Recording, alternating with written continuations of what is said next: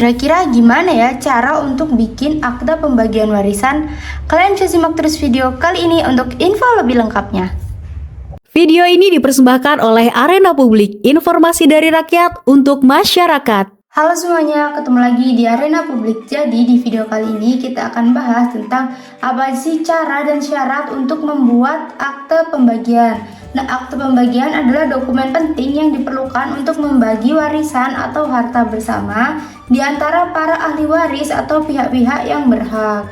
Nah, pembuatan akte ini tuh nantinya akan memastikan bahwa pembagian tuh dilakukan secara adil dan sah di mata hukum. Nah, cara untuk membuat akte pembagian terus gimana? Pertama, teman-teman harus konsultasi dulu dengan notaris. Ini adalah langkah pertama yang harus teman-teman lakukan. Lalu, teman-teman bisa mengumpulkan data dan dokumen. Nanti notaris akan membantu teman-teman untuk mengidentifikasi data dan mengumpulkan semua data serta dokumen yang relevan. Selanjutnya, yaitu adalah penyusunan draft akta. Setelah semua datanya terkumpul, nanti notaris akan menyusun draft akta pembagian. Nah, draft ini akan memuat detail tentang objek yang akan dibagi, rincian pembagian untuk setiap pihak, serta hak dan kewajiban masing-masing pihak. Lalu, setelah draftnya sudah disetujui oleh semua pihak, nanti notaris akan membacakan akte tersebut di hadapan semua pihak yang terlibat. Lalu, teman-teman, untuk pembagian tanah atau bangunan, akte pembagiannya perlu didaftarkan dulu ke kantor pertanahan setempat agar status kepemilikannya dapat diubah sesuai dengan akte. Nanti notaris akan membantu dalam proses pendaftaran ini. Terus apa aja syarat-syarat untuk buat akte pembagian? Pertama, teman-teman harus menyiapkan beberapa dokumen. Apa aja? Yaitu dokumen identitas para pihak. Yang pertama yaitu KTP atau kartu tanda penduduk, KK atau kartu keluarga dari pihak-pihak yang terkait, dan NPWP dari semua pihak.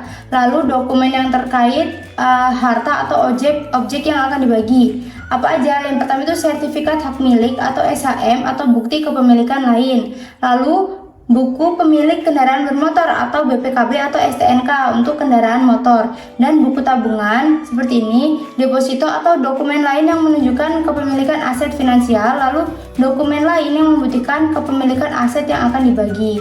Lalu ada beberapa dokumen tambahan juga khusus pembagian warisan.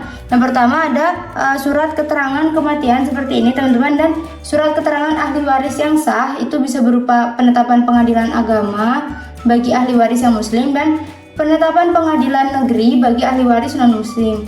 Serta surat keterangan ahli waris ini yang dibuat di hadapan notaris atau pejabat berwenang lainnya kalau tidak ada sengketa, dan surat nikah pewaris jika ada, dan akta kelahiran dari para pewaris. Nah, semua pihak yang berhak itu harus sepakat ya teman-teman tentang cara pembagian dan porsi yang akan diterima masing-masing. Kalau ada sengketa, nanti akta pembagiannya tidak dapat dibuat sebelum sengketa diselesaikan.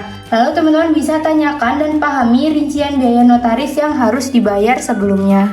Gitu teman-teman, semoga video kali ini bermanfaat.